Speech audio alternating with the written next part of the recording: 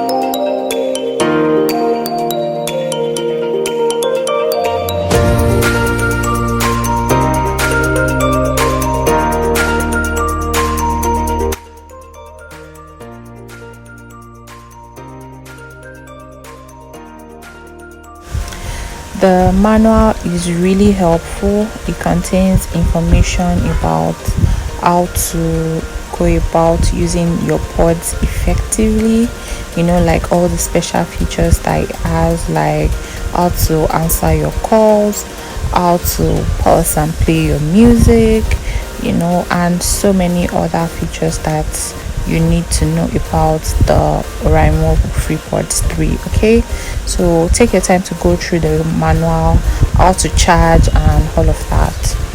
Anyways, I basically got these pods because I really needed it for my workout. Not like I do not have an earpiece that came with my iPhone.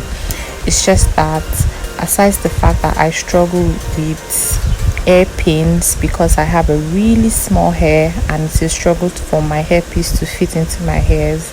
I also struggle with it when I go for my runs, as I swing my arms when I run.